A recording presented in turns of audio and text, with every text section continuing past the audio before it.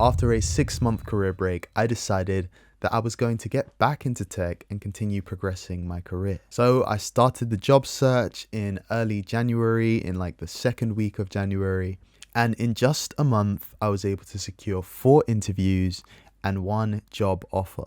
And I'm going to be sharing all the steps which I used to do this in this course. A lot of these steps I've learned from other people, and a lot of the knowledge I've gained from just speaking to loads and loads of tech professionals on the Tech Certified podcast. We're going to go through a very broad curriculum, including lots of tips, lots of information, and a few demos. For some of the sections in this course, you might feel like you already have this unlocked and don't have to go through each of the modules. And if so, that's completely fine. You can skip over the modules that you've got on lock already and just go through the ones that you really need. But there is value in every module in this course, so I suggest you go through in chronological order. So let's move on to the next module. In this module, let's discuss the biggest mistakes people make that are hindering them from getting their first tech jobs. Number 1, the first mistake is no target role. Some of the people that I've mentored in the past, I've asked them the question, what do you want to get into? What career do you want to go for?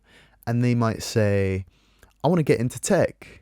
And I'm like, okay, cool. What exactly in tech do you want to get into? And then they say, I don't really know. I just want to make money. And I'm thinking, that's not going to work. It is super important to have a target role. And we're going to talk more about finding your target role in this course and how to find a niche. Now, the second biggest mistake is you don't tailor your CV to the job description. It's typical for someone to create a CV, think it looks good, and just send that out to every role they're applying for. But each role has different requirements, even if it has the same job title. So 2 cybersecurity roles might have different job descriptions. You need to make sure that if you're applying to one, you look through the job description of one, look through the requirements, and make sure your CV matches it as much as possible with the skills you have. I'm not saying make up skills that match it that you don't have, but match the skills you have and highlight them in your CV, making sure they are very visible. And when you're applying to another role, you're changing it each time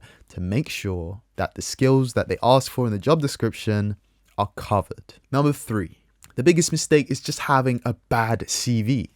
I've seen it so many times. A lot of people feel like their review of their CV is enough. You always need somebody else to look over your CV, and not just anyone, someone who works in the field, someone who is a good mentor, someone who is maybe a hiring manager, or someone who goes after applying to roles and has had roles in the past. A lot of people feel as if they can write their own CV and just apply and send it out without anyone else looking over it. That is a big mistake. Now, the 4th mistake that job seekers are making is they're just applying for very few roles and expecting results. I had a friend who finished university and he applied straight away for Microsoft. He even got a reference. And when he didn't get the role at Microsoft, he was devastated. So sad. I looked at him like, you have very little experience. You've applied for Microsoft once and you expect to get that job. You're going to have a tough time in this job search if that is your mindset. Once you get your CV and your application techniques on lock, you need to be playing the numbers game, applying to as many roles as possible, especially if you're looking for that first role or if you're not in a role already. The job market is tough and resilience is required. This is a clip from Unix Guy when I spoke to him on the Tech Certified podcast. Just listen to what he said. So true. You got to play the numbers game. We all get rejected. So again, the second mistake I see is they only apply to 1 or 2 jobs and then they give up. In fact, if it was me, I would apply to jobs every single day and just get used to being rejected. And I'd like to give this example. Compared to candidates, one has applied to 3 jobs, whilst the other person have applied to 300 jobs. Which one has a higher likelihood of landing an interview and landing a job?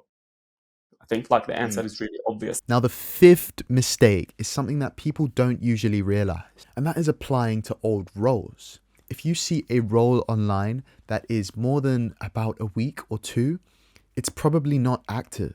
You should only be applying to roles that are posted 3 or 4 days ago at the maximum. And that's why you come back every day. That's why the job search is a job in itself, because every day new roles are being released by different companies.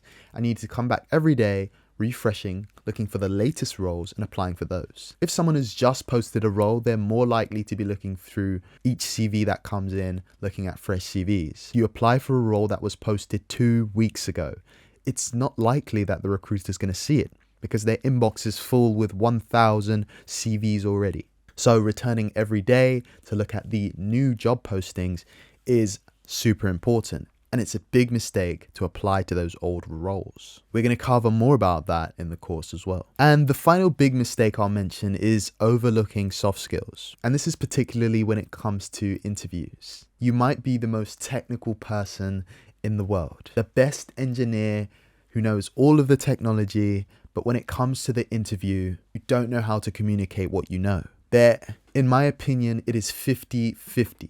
Technical skills and soft skills go hand in hand. I'm going to say it's 55 to tech skills and 45 to soft skills because, let's be real, if you don't have the tech skills, you won't get the role anyway. But being able to communicate what you know is of so much importance. Those are some of the biggest mistakes, and we're going to be covering how to combat these mistakes and get that role in this course. So see you in the next module. Finding your niche, finding the area that you want to focus on and the roles you're looking to get into in tech. Now, if you've already discovered exactly what area of tech you're focusing on and you know the type of roles you want to get into and you're sure of that, then this module might not be required for you to go through. It may not be important, so you can skip ahead to the next one. But if you're stuck between certain roles, you're struggling to figure out exactly which area of tech to focus on, you're looking through the different areas of tech thinking, which one is best for me, then stick around for this module and we'll dive into some techniques to help you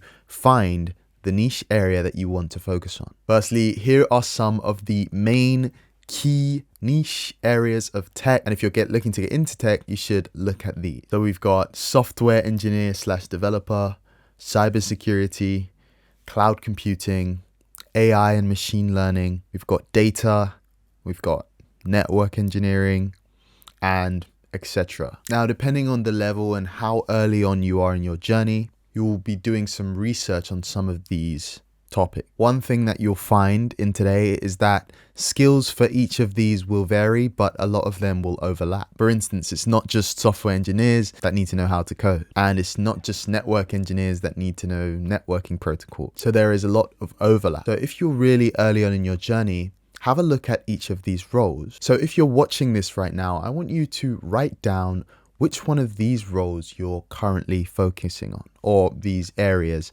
that you're currently looking at getting into. Write them down and have a maximum of 2. You know, some people say they're interested in even more than 2. I think that is too much. If you have 2, you can focus on the skills. Ideally, you should have 1 that you're really focused on, but we can settle for 2. And for myself, my 2 areas are cloud computing and cybersecurity. So I'm going to write those down: cloud computing and cybersecurity. Now, some of you won't already know your areas like I do, and you'll have to do some research on these areas. Now, of course, the internet is there for you. There's many different ways to do some research, but ideally, you want to get a feel for the roles you're going to get into and the technology you'd perhaps be using. And you also want to hear from people who are actually in those roles. And there's a few ways we can do this. Now, this is one of the areas where tech influencers and people online in different roles really comes in handy. If you go onto YouTube and search cloud engineer or software engineer, you can see people who are in these roles, and sometimes they talk about their experiences in those roles and that sort of thing. And even when we talk about my podcast, the Tech Certified Podcast, I interview different professionals in certain roles.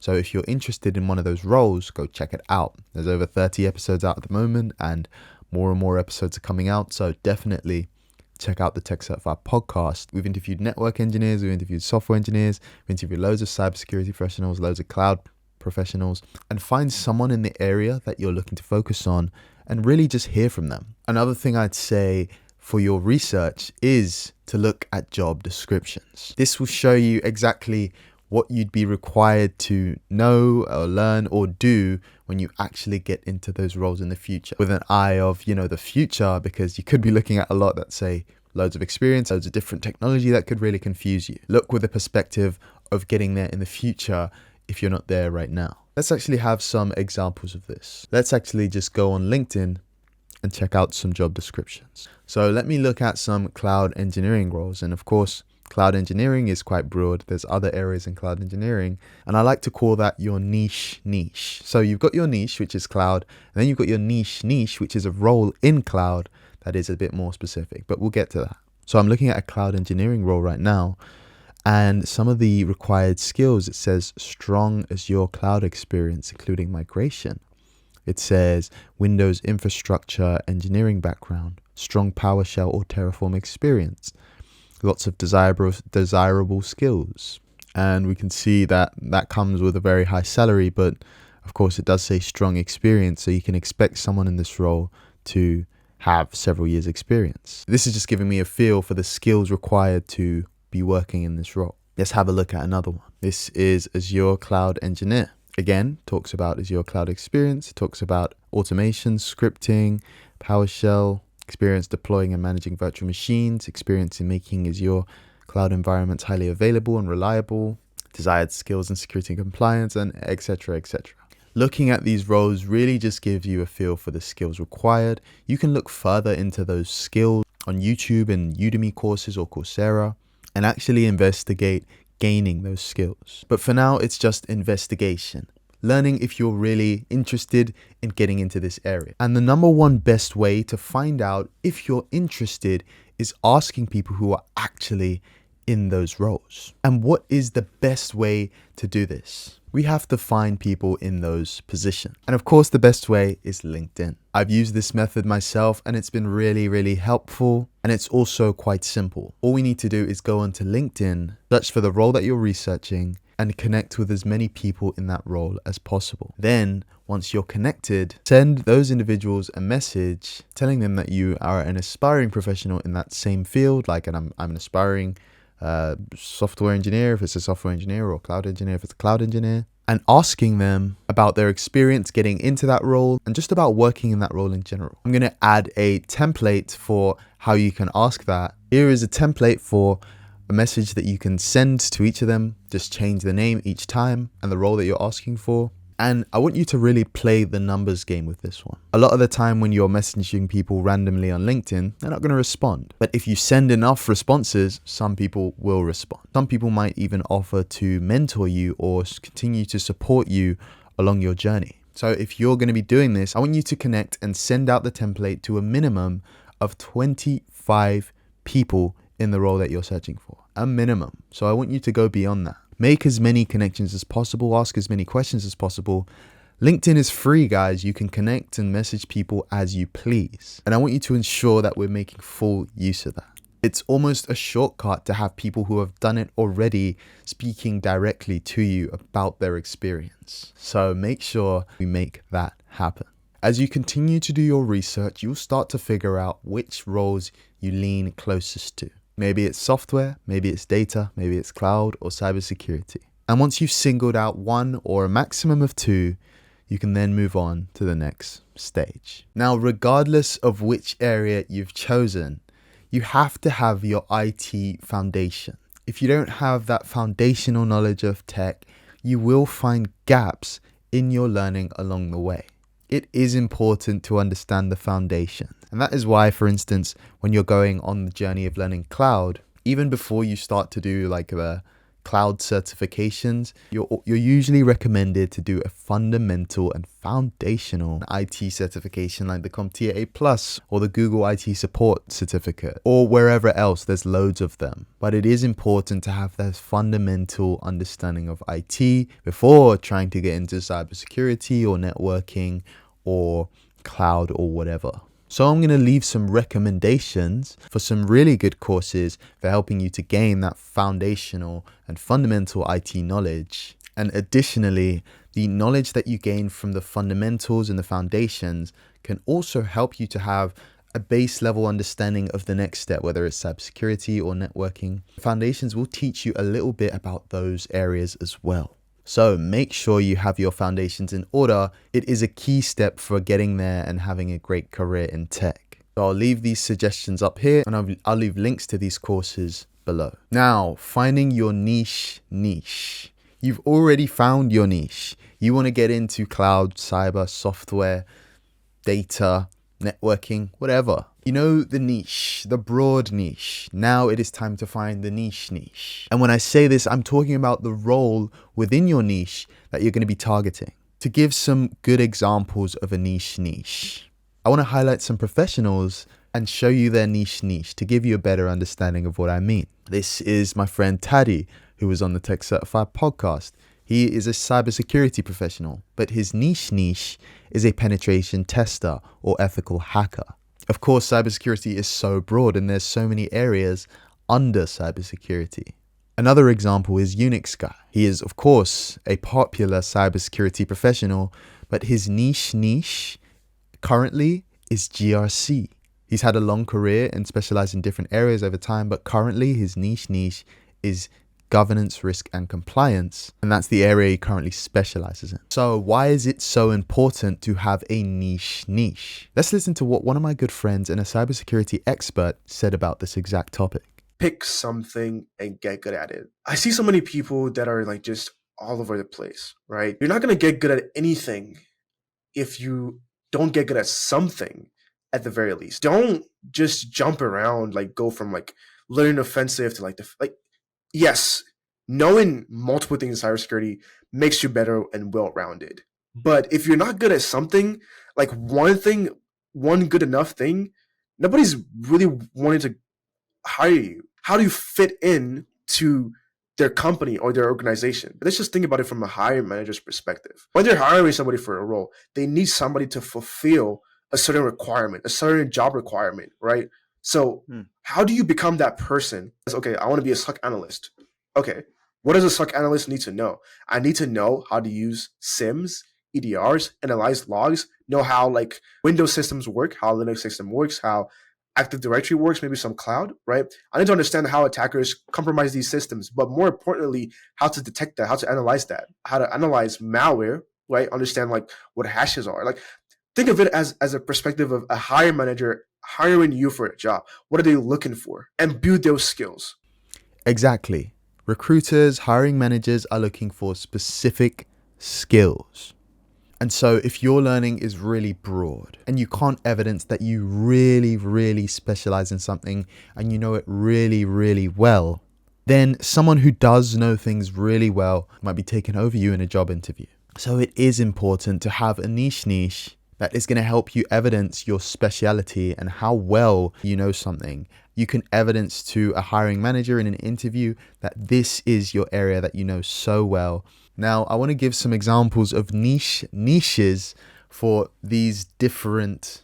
all of these different roles. Now, here's some for cloud, here's some for cybersecurity, here's some for data, here is some for software engineering, and there's many more. Now, when it comes to niches, the good thing about this is that you could target one, but sort of end up falling into another in your area. It is not like fixed and focused and you can't go anywhere else once you decide your niche. But what you can do is really build your skills around this niche. And when it comes time to getting that role, you will be the perfect candidate. It's not the role I want. I wanted to get into cybersecurity or cloud. I don't want to be here in this role. This is not what I want to be doing right now. Maybe that's you. And maybe you get an offer for something that you don't really want to be doing. Should you take it or not? The answer is simple. Is that your first experience? Experience is so important, no matter what. If you're getting your first role in tech and it's an offer for something that you maybe don't really like, but would be some great experience, you better take it as long as they're paying money. The goal for that first role should just be experience. Don't worry about if it's specific. Stay on track with the specific goal you want if you'd like, but just remember, experience is what you need. And that leads us quite well into IT support roles. IT support roles. What is IT support? Now, why do we talk about IT support? Now, some other names for these IT support roles are help desk roles, IT technician, tech support, whatever you call it. These are roles where you're basically helping users with their issues, troubleshooting, fixing whatever goes wrong in an office or a workplace, and that sort of thing. They are considered on the lower end of roles in terms of pay and technical skill and progression, but they are an excellent entry point for anyone getting into tech and getting into some of those, hardware roles like cybersecurity hardware or networking or even some cloud roles. It is a great stepping stone. And when you talk about first line IT support roles, so many people had their first experiences in these roles. And I'm not saying that you should be going for these roles specifically, but it is the easiest entry point typically for getting into tech. So if you could get into one of these IT support roles, pick up lots of experience to then move on to your next role, then I would suggest you do that. The one thing to remember if you do get into an IT support role is to stay on track with your actual goal. Don't get comfortable in IT support where you know you want to get to that cloud role. Make sure that you're still learning and upskilling in cloud to eventually move over. Make sure that your eye is out on LinkedIn or the job platforms. Do not get comfortable, or else you might be there for a long, long time. There are many people who have been in IT support for 5 years, knowing that their job and the role they wanted to get into was cybersecurity. I'd say ideally, you take that 1 or 2 years of experience, added with certifications in other areas. You can definitely break into the area you actually want to be in, if that's cybersecurity or cloud or networking, whatever the case. So do not get complacent and comfortable if you get into an IT support role, but definitely use this role as a great leg up and some great experience for moving on into other roles. So I'd like to share with you guys the CV template I used for the Good CV in case you would like to follow this. And again, shout out to Tech Talk. I got this CV template from them and it was really good and really helpful on my most recent job search. So again, first name, last name, your title. Remember what I said about putting in, cybersecurity engineer or whatever engineer you are or you're looking to go into. Summary, keeping it short, 2 to 4 lines. And for the points, format the bullet points with an action verb, what you did, the task or the project that you were involved in, and the results, right?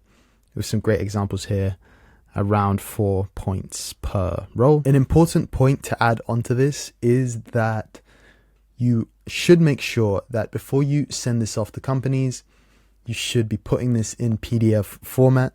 I know some people like to just send it off as a document, but the issue is that if you send this off as a document and the employer opens it in Microsoft Word or another document reader, the format can get messed up. So not all of the formats of these documents are the same and they don't all work the same. So just make sure it's a PDF that can't be changed and the format will stay in place and look really good when it's opened on the other side. If you'd like to use this template, it will be linked somewhere down below. So now we're going to look at the example of 2 CVs. We're going to look at a bad one first, and then we're going to look at a good one and pick apart why this one is bad and why the other one is good. And during this time, I would advise you to get your CV out and kind of follow along and tick off anything that is not on your CV or the things that you have in common with the bad CV. Make those corrections as well. Now, let's start with this bad CV. If you look at this page and you start to analyze what is really bad about this CV, the first thing you can see is this top line, right? So the first thing when it comes to the CV that is very important is the format. We can see that this format and the way the CV is formatted is not great. It doesn't look good. It's not easy for a recruiter to read. And if you saw this CV straight away, you wouldn't really get the idea of what Jason Johnson actually does. Now, second thing you might notice, you probably can't see this because of the way I'm sharing, but this is a 3-page CV. And Jason Johnson, if you look at his experience, he only has just less than a year's experience in tech. So the general rule is that if you don't have much experience or if you are entry level, your CV should be 1 to 2 pages. My personal CV is 1 page mainly, and it kind of spills out into the second page, only a few lines. But generally, if you don't have much experience, go for a 1-page or 2-page CV. And you'll find that as we go through this CV, you'll find a lot of filling in being done, like things that aren't actually necessary for the CV. They're just there to make it seem more full. So the first thing is this section where you see the name. And first things first, you should never have your full address on a CV. Because why would you be sending out your full address to random people? There's just no need. Actual recruiters won't really need your full address until you actually get the role. Secondly, let's talk about the profile. This is probably the most important part of your CV, especially for entry level and first year or second year in tech. Some people don't have a profile, and generally for more experienced people, you won't really need a profile. You can go straight into talking about your experience. But for entry level and for those first few years in tech, you should have a profile. Now, firstly, let's discuss what is wrong with this particular profile. Let's read this top line. I am a passionate, hardworking, determined, and diligent professional with proven experience in enhancing organizational security. Now, what is wrong with that? Firstly, in the profile, or the professional summary, as some people call it, there is no need for the use of I. I am. I do. I this. You need to go straight into saying what you are and what you do. And you'll see the examples of this in the good CV. You would say, cybersecurity professional who is passionate and etc., rather than saying I am a cybersecurity professional who is passionate and so on. Second thing, when you look at this profile, you can see that it has several little paragraphs, which is not necessary. Your profile should be 2 to 4 lines long. It doesn't need to be anything more. And within those 2 to 4 lines, you should just be telling them what you are and perhaps some of the key things that you understand and do and what you're looking for. A big no-no when it comes to the profile and other parts of the CV as well is having these kind of words without backing it up with anything. Passionate, hardworking, determined, diligent. Anyone could be passionate, hardworking, determined, and diligent, but diligent in what? Why are you diligent? How? Are you explaining how you have displayed these things rather than just using those buzzwords? Let's move on to some of the professional experience sections and talk about what kind of corrections or what kind of issues we have here. Now, again, as I said in the profile, it took up too much space. It should be taking up only 4 lines. And we've already discussed how the formatting in the CV is all over the place. And it's the same when it comes to the professional experience. Now we can see here, professional experience, the first one is General IT Incorporated. Now, what issues do you see in this section here? Now, immediately I can see that this section has a description of what the company is. There really is no need to describe what the company is. Your recruiter will only be interested in what you've done at the company, how you've displayed your skills in the role. So all you need here is the role and the explanation of what you've done in that role. Now, formatting is a little bit messed up over here. November 2024, you can put that all on the same line, but we'll get to that in the good CV. Now, this is way too many points to have in your CV. This section needs to be kept to around 4 points. It could be slightly less. It could be slightly more if you have done a lot in this role that you want to share, but there is no need to go overboard and just add things for adding's sake. Now let's read some of the points. Made manuals about using video and Google Chromecast and also TeamViewer. Now, the way this is structured is simply not good enough for a professional CV. You're not telling the recruiter what you did in the role. You're not telling them about any skills you actually applied, and you're not telling them the result of what you've done. We will see some great examples of this in the good CV. But moving on, here is another example. Participated in meetings focused on technology initiatives, contributing when possible. Now, this is not a skill. This is not telling the employer something that you've actually done. And these are just a bad way to write points.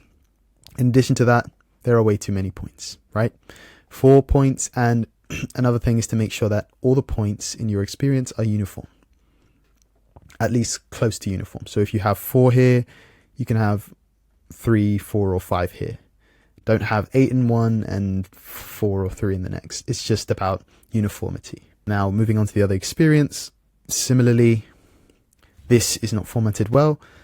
You want to make sure that when you're trying to say something important, you want them to be on the same line. So where you have page breaks like this, if you do have a long CV and a 2 or more page CV, then you want certain things to just be on the same line for the sake of it looking a lot better. Regardless, in this case, the owner of this CV should not even have such a long CV anyways. Now, let's look at some of the points in this one. Set up a cloud SIEM system which made an incident response 65% better, and allowed some departments to share threat info in real time. Now, this point is not specific. It did at least say that they set up a SIEM system. It didn't say what SIEM system. It said it made incident response 65 times better. Better how? What changed? What was the actual result? And we'll see some examples of this later on. Okay, it says handled incident response and managed the security team's queue, fixing about 5 issues daily. This point sounds slightly better. Could be improved, and hopefully we'll see some better examples. I'm getting the sense as I'm going through this CV that the person who's made this CV has not used a good template. And one thing that's really good if you don't know how to write a CV is using a template and filling in the information that you have and tailoring it to yourself. Same thing with the education. It's the same thing with the projects. These things are kind of all over the place and written like it's a document rather than a CV. So formatting is super important. Moving on, there are some additional skills and organizational skills that they've added in here. Again, some of these things are not necessary. You don't need to say that you're capable of managing tasks with deadlines. I mean, who would say they aren't in a job? So some of these things, maybe you would want to say these are soft skills, but you would just want to say organization, public speaking, and you need to think about how you're utilizing the space on the CV. Some things should just be listed on the same line to reserve space, rather than having a point about it and writing about it. We want this CV to be shorter. Why do we want it to be shorter? To make sure that if a recruiter looks at this first page, they know exactly who they're looking at, they know exactly who you are, they know what you're capable of, they know what you do and the type of roles you're looking for. Another issue that I saw in this profile, which I forgot to mention, was this section here. Now, presume you're applying for a cybersecurity role with this CV. So why would you have a section that says, I'm also quite interested in finance and economics as I studied this previously? That is just not necessary to be on your CV. Now, making sure that your CV is focused to the role that you're applying for is so important. Not only is this CV not focused, but it doesn't actually tell you much about what the user is looking for in terms of a role, what they are passionate about. Now, let's have a look at the good CV so we can understand what we're talking about when we've pointed out all of the sort of missteps and mistakes on this bad CV. Okay, now this is the same person, Jason Johnson, and this is a good CV. Now, we can already see that the structure of the CV is really nice, really easy to read.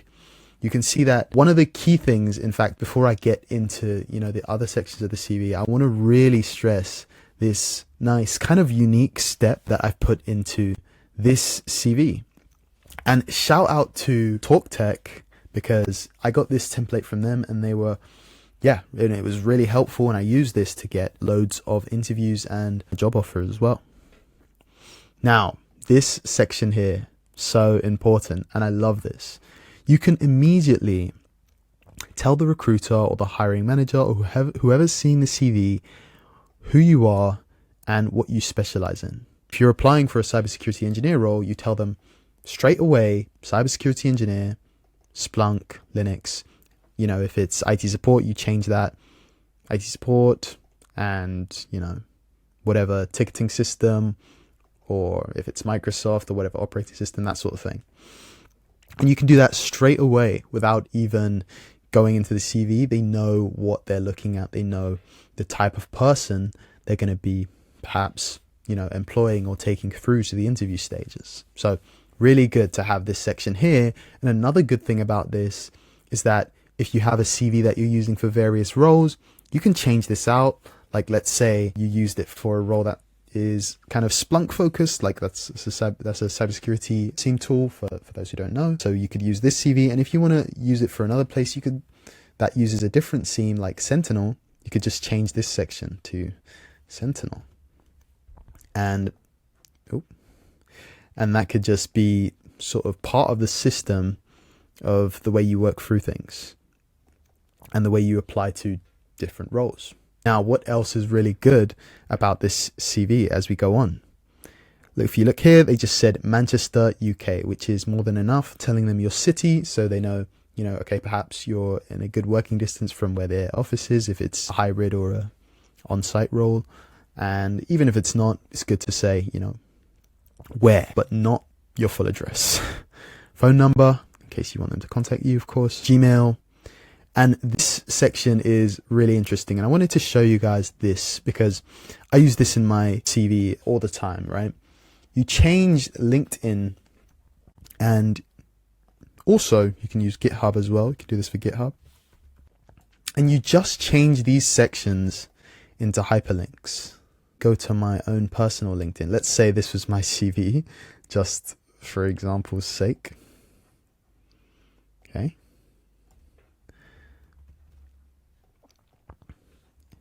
All you'd need to do is change this into a hyperlink. It makes it really neat. The hiring manager or whoever's reviewing the CV knows that they can just click this and find your page instead of putting a link, right?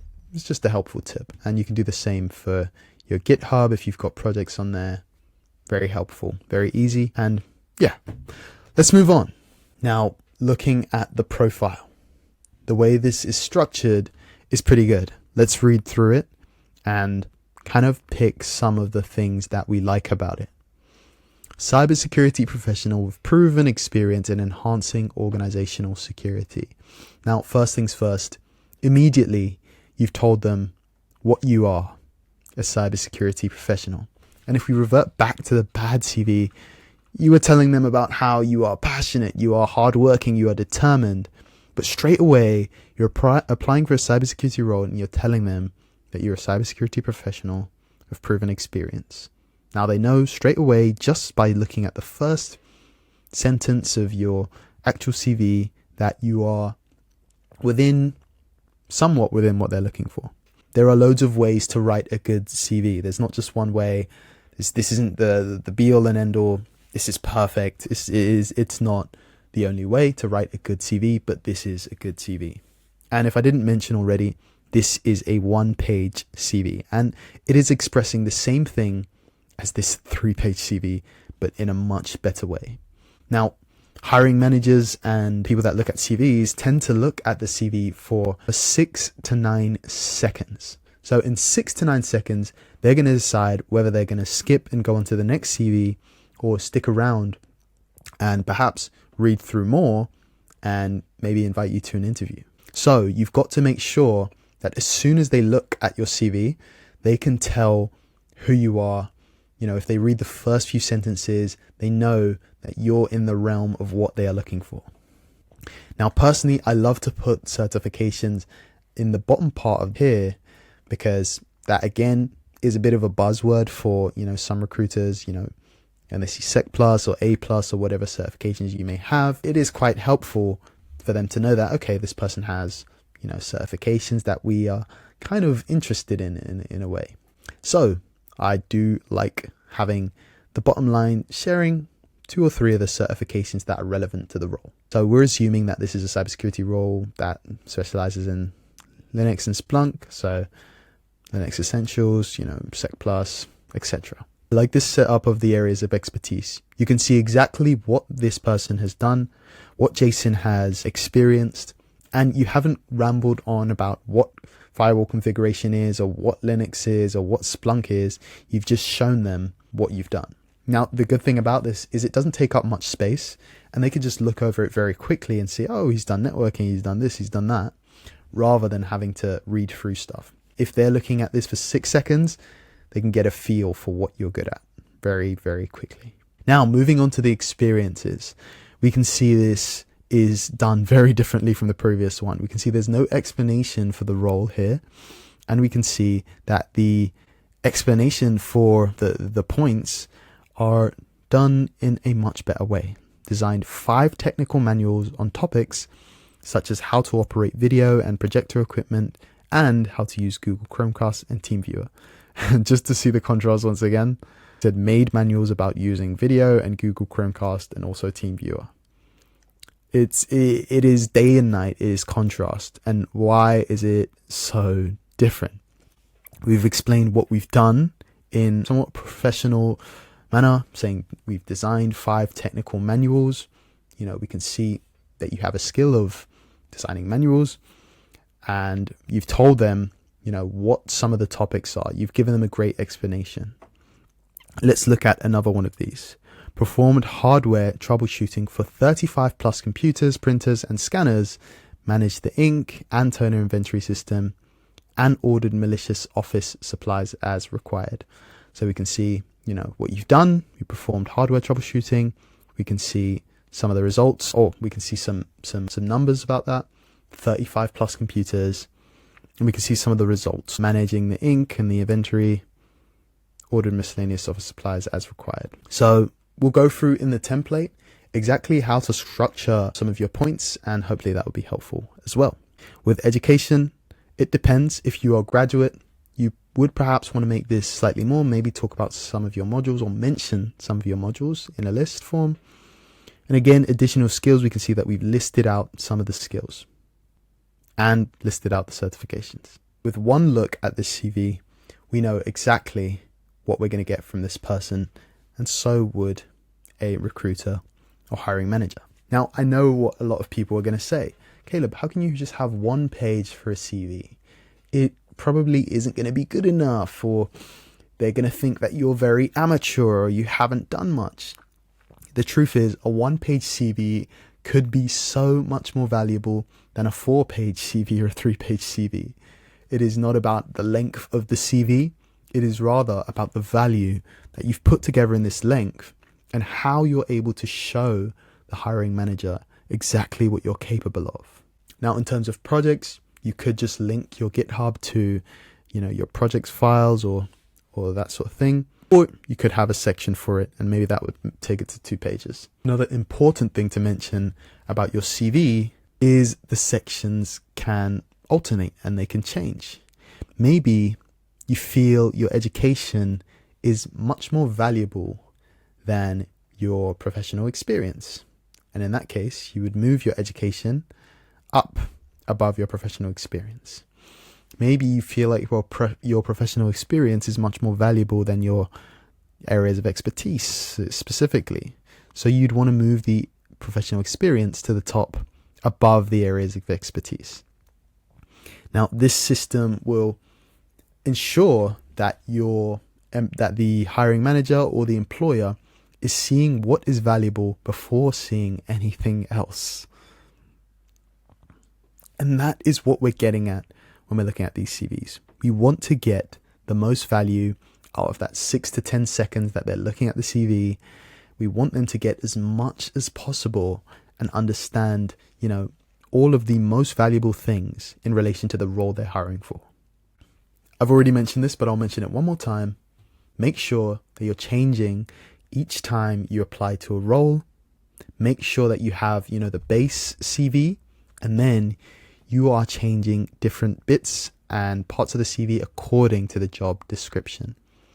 Now I've mentioned this top part already, but this is another good area to do that. The areas of expertise, changing in and out some of your different areas of expertise to show that you are the right fit. Now, let's talk about application methods when it comes to applying for roles. How can you put in applications for a role with the best chance of actually getting an interview and moving forward in the process? And the first thing we have to talk about is mindset. It is very common for people to go in with a mindset of feeling like you're owed something. Feeling like if you apply for a few roles here and there, you should get an offer or an opportunity. I've got to be real with you. It is difficult and hard to get that first role. And even if you have experience, it's still a journey to get another role in tech. And so at the very beginning, you have to go in with a hustler's mindset, realizing that no one owes you anything and you have to put in the work to get this done. And once you have that mindset,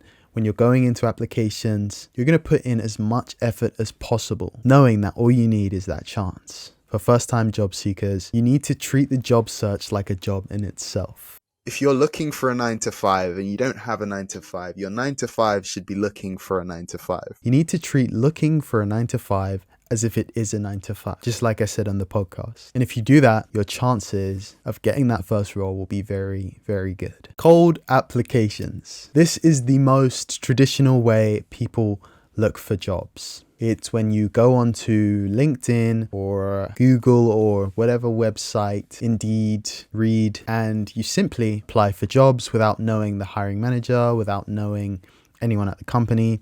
You just click apply and you send them your CV or cover letter, or you go through whatever process they have on their website or whatever the case. This is the most common method used today to apply for roles. But it is definitely a method that, when not done correctly, can be a pitfall for some people. Now, let me give a few rules for cold applications that can help you to actually get something from these cold applications. So often people are sending out CVs, countless CVs, doing loads of cold applications and not getting anything back. Well, that is because there are thousands of other people doing the same cold applications for the jobs you're applying for. A lot of the time, the hiring managers and the people reviewing CVs are getting 100, sometimes even 400 or 500 CVs on a job application, and they don't really have time to go through all of them or to give feedback on people who have not gone to the next stage in the process. Now, my number one rule of applying to roles with cold applications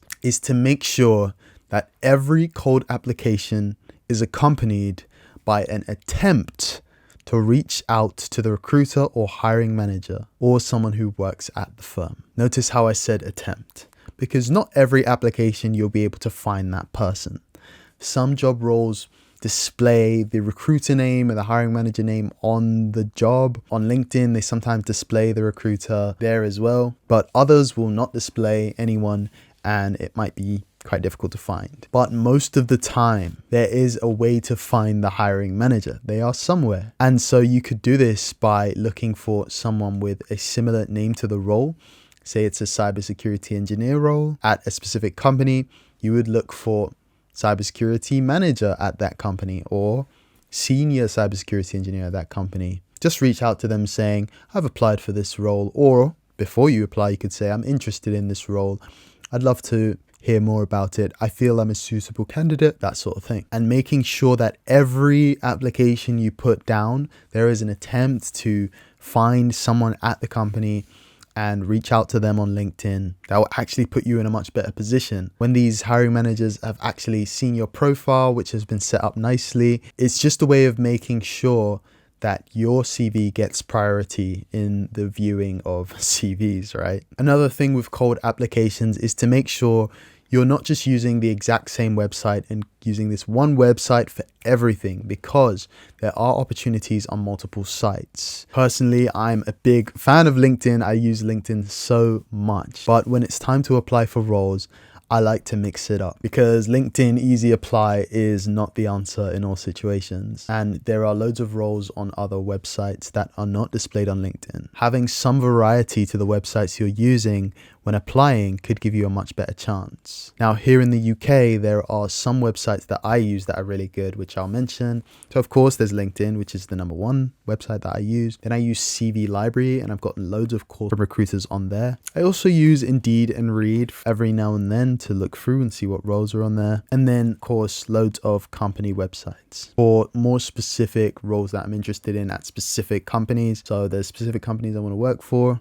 Usually it would take you to their website if you find them on another page, but sometimes if you find them on one of the job boards like LinkedIn, you'd click the apply link and it would take you to that firm.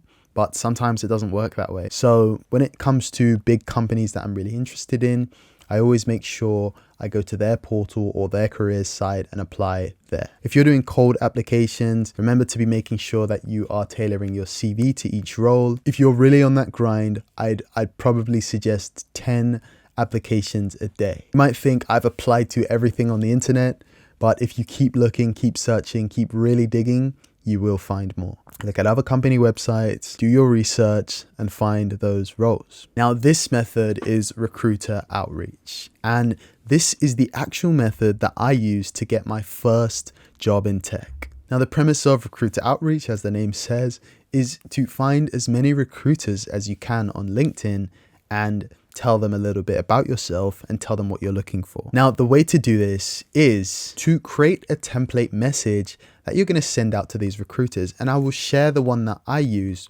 when I was applying. Here's the template. Hi, Dash. I'm currently searching for graduate and entry-level roles as a software support analyst, IT support analyst, or cloud consultant roles. I'm also open to other opportunities. I'm available for an immediate start. If there are any roles that suit my profile, please be in touch. Looking for roles in London and the surrounding areas. Kind regards, Caleb. Now, the aim of this is to get as many recruiters to see this as possible. What you need to do is to go to your LinkedIn, go to the search bar, search tech recruiter, and try and connect with as many tech recruiters as you possibly can. Now, when you find the tech recruiter, send them a personalized invite or just connect with them. And if they accept your request, you can send them the full templated message that you have made for yourself, telling them who you are, what you do, and what you're looking for. Now, I'm pretty sure I sent this to at least 100 or even up to 150 tech recruiters, and I got about 20 responses. Of those 20, I got 4 interviews. I got 4 interviews from 150 messages, 20 responses, and most of the responses were saying, sorry, I don't have a role for you at the moment. Some said, I have roles, but they're only for more senior professionals. But there were 4 that said, I have a role for you and let's talk and get an interview booked in. And of those interviews, I managed to get my first job in tech. Now, the aim of this is to play the numbers game. It's simple maths. The more people you reach out to, the better chance you have of getting the opportunity. Now, LinkedIn has a limit on the amount of people you can reach out to in a day. I think it's about 150. Your aim should be, if you are doing the hustle, to reach that limit each day. If you reach that limit each day with that same template and that message and are finding as many people as possible to reach out to and share what you're looking for, your chances are definitely a lot better and you will be doing this outreach method really well. To finish the story of my journey, when I sent him the template, the recruiter, his name was Blake, he reached out to me and he said, hey, I have a couple of roles for you potentially. Can I call you before 10 a.m.? And yeah, I sent him my phone number. He actually helped me get 2 interviews at 2 different companies that he recruited for. So it was an agency. And I ended up interviewing at both of them and getting one of those roles. So yes, this method certainly works. And I love to hear from you guys once you've used it and are getting more and more interviews. Now, I want to briefly talk about referrals. Some people think to get a referral from someone, you have to have worked alongside them or been their colleague or whatever the case, which is definitely not true. A referral can come from a friend or a parent or an uncle or auntie, or even someone you don't directly know, but has a knowledge of who you are. So that does mean that if you see someone who works at a company you like, you can reach out to them, build some rapport with them, and perhaps ask them to give you a referral for your company. Now, companies tend to pay their employees to bring in other employees and refer people. They tend to give them a little percentage of the money. So that is an incentive for people at certain companies to actually want to give people referrals. So if you're a good candidate and you reach out to someone and think you can get a certain role, definitely build some rapport with them, but then it is not out of the ordinary to ask them for a referral for the company that they're working at. If you feel you're truly a good fit for that company and they have a specific role that does align with what you do and what you're capable of, then asking for a referral is a good step and a great method for getting that tech job. Now, events and networking. Firstly, I'll talk about events. There are some great industry events that recruiters literally are there at booths or stands speaking to people, trying to find people to recruit for their company. When you can speak to a recruiter face to face, you can tell them about yourself, they can learn about you directly and what you study and what you do. It is a complete game changer. It's so different from being online and messaging them. You're able to leave an impression and they could tell you directly about roles they have and even consider you right on the spot. So attending industry events is an amazing opportunity to actually speak to recruiters or just speak to people in tech already who can give you great advice or even refer you as well. So attending events is so important, guys.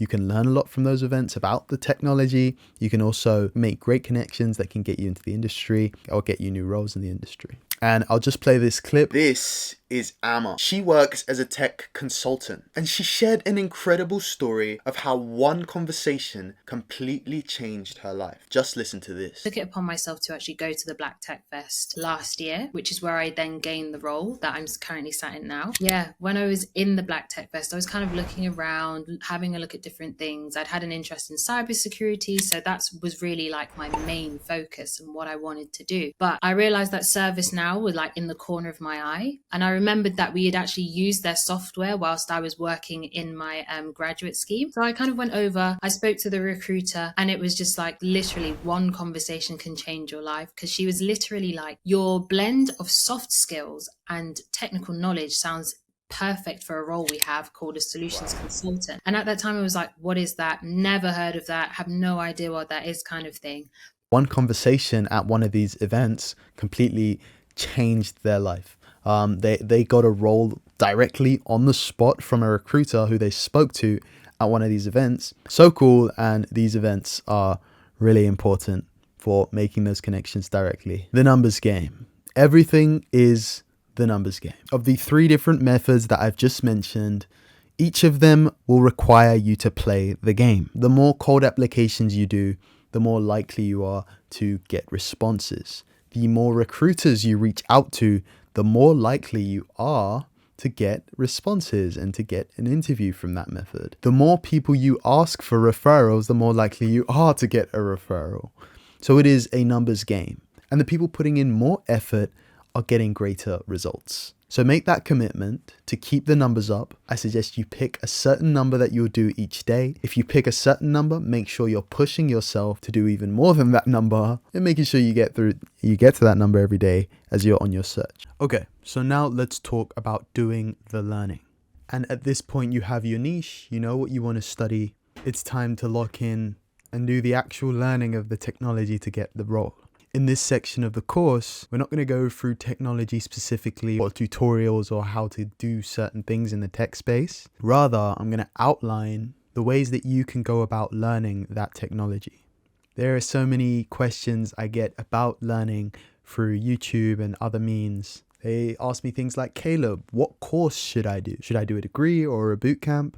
How many certifications is enough for me to get the role? All these questions are valid. But one thing to remember when doing the learning is that you are building a portfolio for yourself. You're putting together the certs or courses or skills or projects to ultimately make yourself look attractive to an employer. You need to almost think of yourself as a business. Before you try a new product or buy a service, you need to understand what that service offers. And in this case, you are the service. And your CV is like a massive ad or billboard. And on that billboard is where you display what you can offer and the qualifications that can prove exactly what you offer. In this section of the course, we're going to dive into how to go about doing the learning and different considerations that you can make to put yourself in the best position. Okay, let's think about your learning route or route, however you pronounce it. So there are many pathways for getting that role in tech. Let's list some of the most common ones. One of the most common is a university degree. Going to college or university, studying a degree in tech or a tech-related subject, and then from there applying for roles and getting into tech. That's the first one.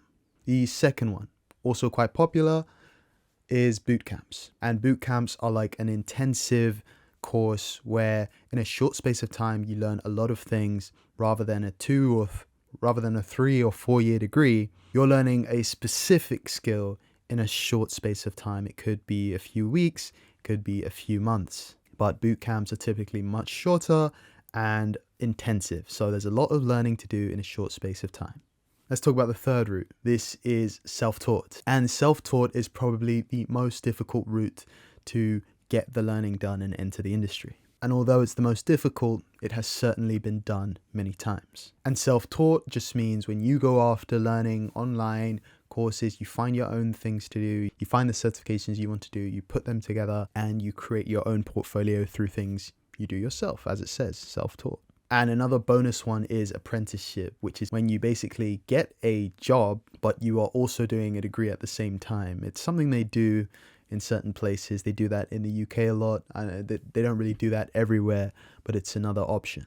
Now, one thing you will discover when going on your learning route is that regardless of which of these learning routes you are doing and are following, if you want to do well and succeed, you will still have to incorporate self-taught into your learning route. If you're at university, you'll still have to do that independent learning. You still have to do courses online. You still have to do CompTIA certifications. You can't just use that university degree. If you're doing an apprenticeship, it's the same thing. You still have to do the courses and the self-learning outside. And if you're doing a boot camp, of course, the same thing applies. So for the most part, you will have a combination of all of these things, unless you're purely self-taught, which is a consideration as well.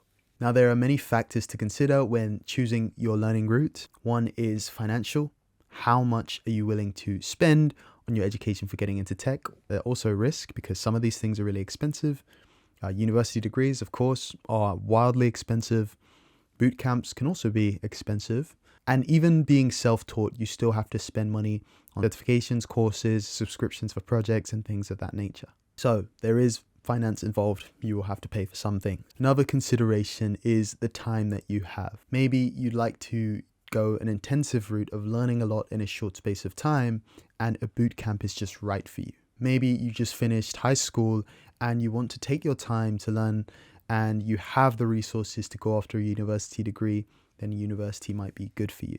Or maybe you're transitioning from one area to the next, and a boot camp or being self-taught and doing that independent study is perfect for the route that you want to take. A lot of these things are all about the time you're willing to invest into something. There are loads of factors to consider, but I'd like you to do the research and find out which of these routes is best for you. Once you're very clear on your route, the learning will make a lot more sense. Let's talk about roadmaps. Now that you know your niche, and perhaps even your niche, you know the target and the role you want to pursue. This is the perfect time to build out your roadmap. And the roadmap just basically means the things you're going to do to achieve that goal, written down, structured in order. What are you going to do first? Are you going to get your foundations? Next, are you going to get a certain certification?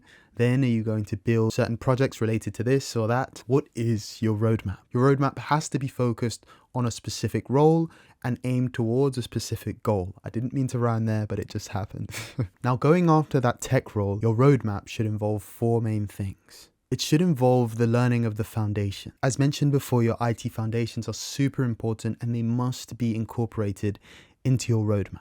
Number 2, it should involve 1 to 3 certifications. Tech is an area where certifications do matter. Some people may tell you otherwise, but the truth is when you're applying for roles, certifications can really put you in a better position. Now, it's not the only thing, but it is a key thing. So having certifications as part of your roadmap is ideal. And when doing this, I would say focus on getting 1 foundational certification, and the second or third one should be focused on going for an associate level certification.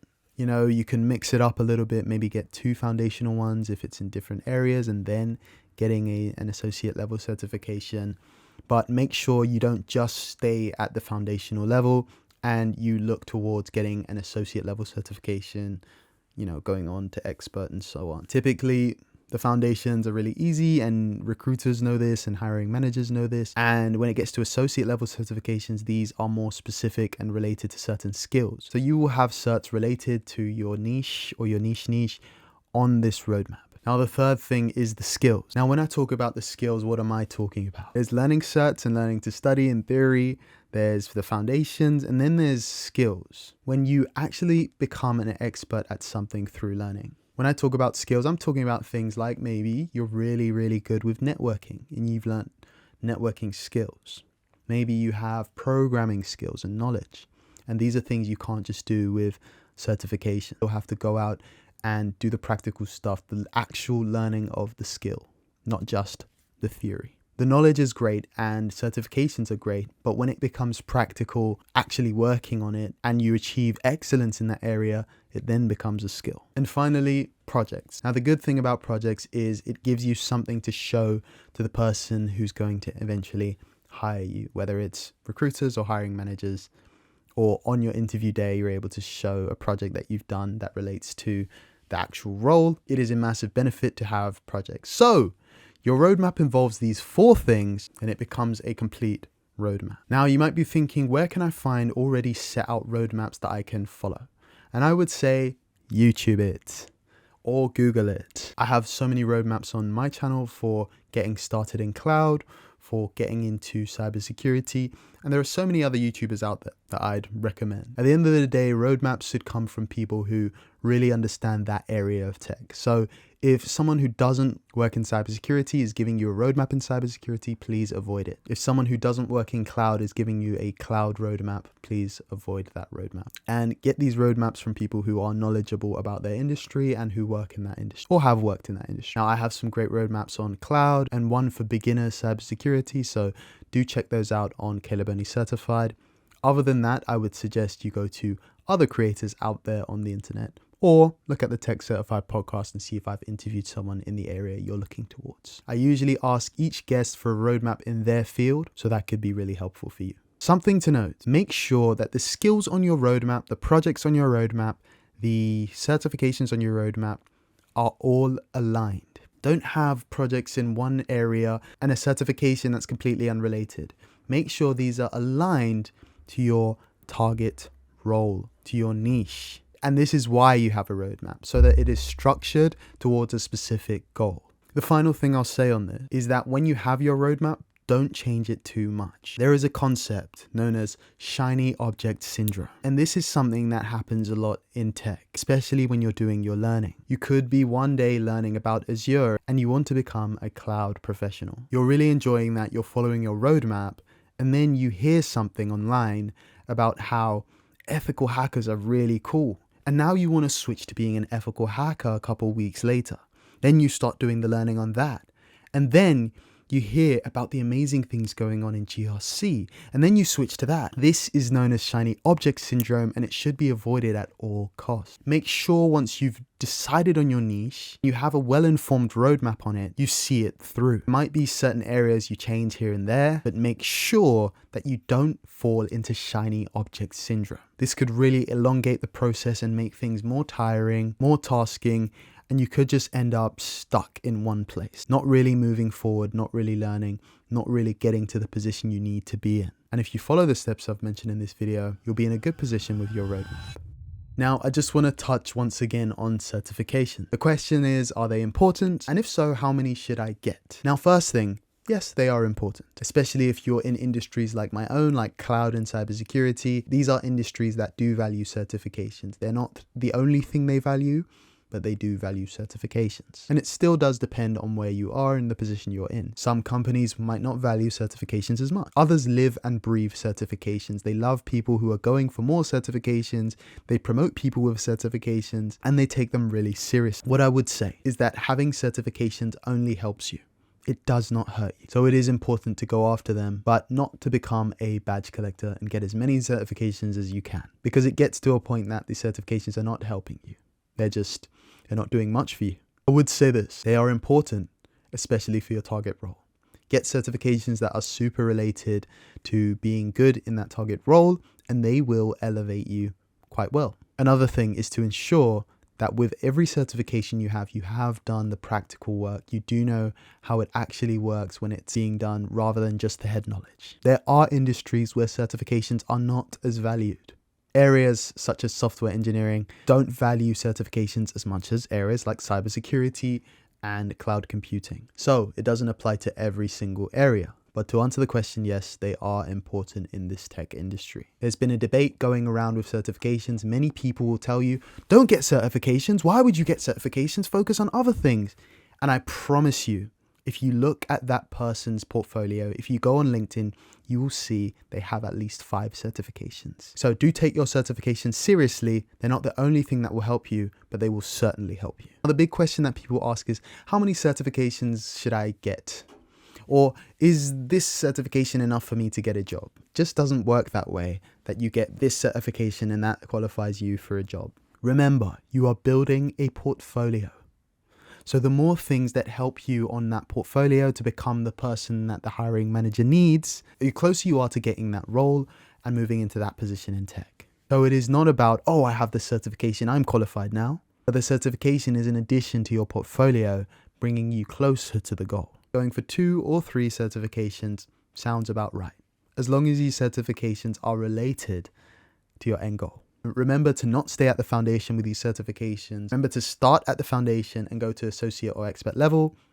Recruiters might not be so impressed if you just have foundational certifications. It is also important for me to say a little bit about labs and projects. This is an essential part of your learning, where you're actually doing the practical stuff. You can cram things all day, you can do past questions forever, but unless you get in there and start getting your hands dirty with the actual technology, a lot of those things will drift right out of your mind, and you will forget very easily. So to keep this in your memory and in your knowledge, you need to be following the labs that the person in the course you're doing is teaching you.